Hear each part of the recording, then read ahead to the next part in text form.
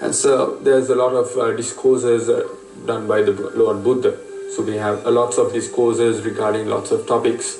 So what do you think is the most important discourse that a person who wants to seek Nibbana or enlightenment one day should follow up to? Yes, as I said before, there are thousands and thousands of discourses, and you can broadly categorize them into two, laukika or discourses that will help you to have a meaningful life, and the other ones are what they call lokottara, that deals with existence and finding the true nature of life. Now, what happens is that among these sutras, in my own research over several decades now, I've come across a few that offer a hint for people to open up their minds and start investigating. For example, the Anatta Lakkana Sutra, which is actually the second discourse of Lord Buddha, which explains what they call no-self theory. And then there is Daniya Sutra, which is a very interesting sutra, and that is a conversation between Lord Buddha and a very wealthy merchant, where the merchant says, I have everything, I have the wealth, I have a mansion, I have a lot of people working for me, and therefore I'm happy. And then Lord Buddha said, I don't have a mansion, I don't have wealth, I don't have, and I'm also happy, something like that. Then there is another one, Rohitassa, in which Lord Buddha says, you are the world in this fathom-long body. I proclaim the world. And that is also a very striking sutra. And there is also Bahya Sutra, which says that if you have seen something, you have only seen it. If you have heard something, you have only heard it. If you have felt something, you have only felt it, But they are only indicators, they are only pointers.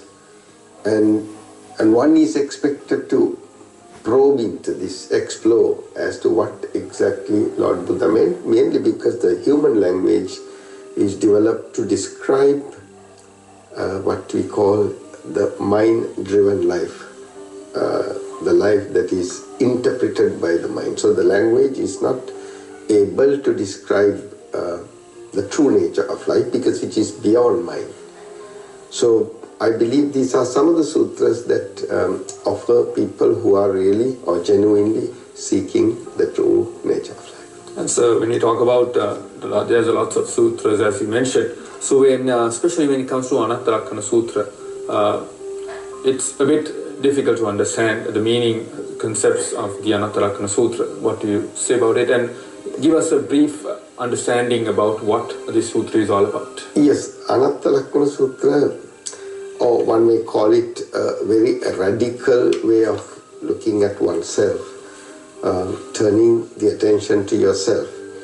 And there the investigation is directed to, say, body, for example. And then Buddha is asking the disciples, look at your body, or you call it rupa, and see whether you have control over this, the function. In simple language, you could probably say now, although you say, I breathe, are you the one who is really breathing? Or breathing happens, like the blood circulation, like the food digestion. These things are happening. It's, of course, later, the mind comes and tells you you are doing it. Similarly, your feelings, they come and go. And are they permanent? And are they constant? And do you choose them? And then perceptions. And we have perception, they come and go. You have perceptions on various things about people, about institutions, about life, about relationships. And these perceptions also keep changing. And do you choose them? And also determinations, or what they call mental formations, they also come and go. And also the consciousness, your way of analyzing things, your conclusions. So if you keep analyzing all these things which constitute a person, then Lord Buddha is asking, find the person then in this.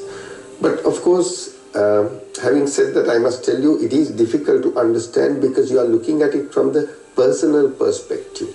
Because to understand that there is no person in you, you first create the person, and that's a dilemma in understanding this Anatta Lakkana. But nevertheless, it has nothing to do with yourself or your life story, because usually the way people think, probably the majority or maybe 99% of the 7.5 billion people living in the world may be thinking alike.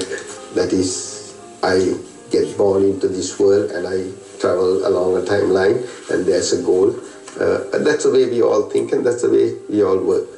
But this is a very radical way of challenging that concept.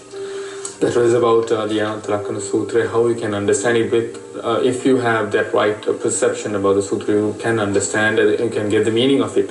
And so, how do you like to describe Nirvana? Nirvana, I would say, is what every Buddhist would love to attain as their ultimate goal, because Nirvana is, I would say, the end of what the Buddhists expect.